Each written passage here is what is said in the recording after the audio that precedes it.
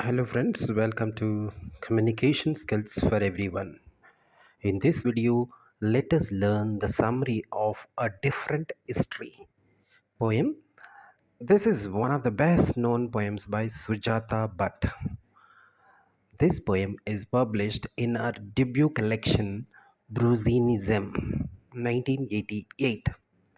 In this poem, taps on the core features of Indian culture and faith, colonial past, and the very concept of colonial hangover.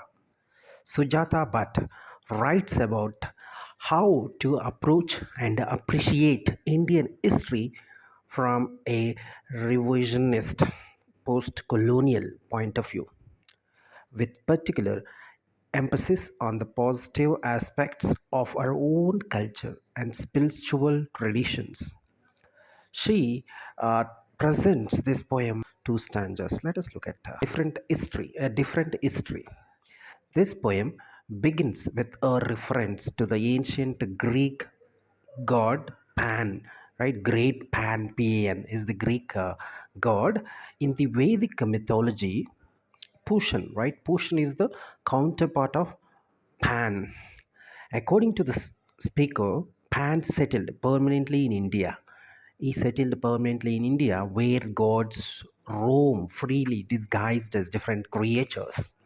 So nature is worshipped, right? Roam freely disguised as snakes, monkeys, every tree, right? So that's what nature is worshipped as a deity, and knowledge is regarded as divine, right? The gods roaming freely, you're like trees, monkeys, snakes, and the creature. Each tree is scared as it is the home to virtuous souls or gods. So besides, there are some orthodox rules, right? So what are orthodox rules or stereotype rules followed while reading or handling books?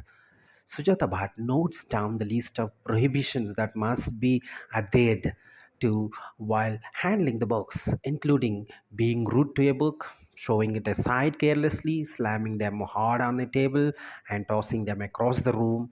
So one must learn how to turn the pages of a book, else it can make the goddess of knowledge, Saraswati, angry. It is believed that she resides in books in the form of knowledge. So, therefore, one must respect the books and the trees from which paper is made. This brief overview helps readers know how books, trees, and different creatures have religious significance in Hinduism. Besides, in this poem, reading books is depicted as a scared act.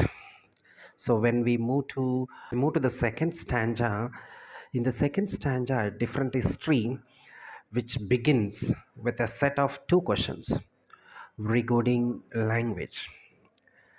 Sujata but asks if anyone can point out one language that doesn't belong to the oppressor. In this way, she changes the dynamic of viewing a particular language from the post colonial perspective. She implies that there is nothing wrong with the language itself, but it depends on who the user is. The second question projects language as a human being able to murder someone. Here, the point she tries to make is the dominance of one language or culture over the another. So, the dominant language here is English, in turn, eliminates the importance and significance of the inferior ones. This is maybe native languages. Through the question, the speaker describes no language murders another. It is the people in power responsible for murdering their subject's culture. So the last question is a bit longer than the preceding questions. Sujata Bhatt wonders how one can forget the suffering of their ancestors and embrace the language of the oppressors. During colonial rule, Indians were tortured, humiliated, and reduced to nothingness. The cropping of the soul is synonymous with deleting one's cultural values and clipping one's roots. This is caused by the metaphorical skith swooping out of the conqueror's face.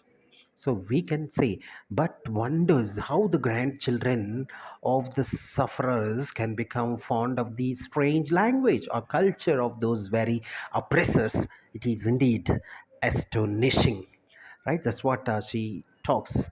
So this particular poem, there are some literary devices are used, like one, illusion. So, right, the poem begins with an allusion to the Greek god of nature and common folks, like Pan.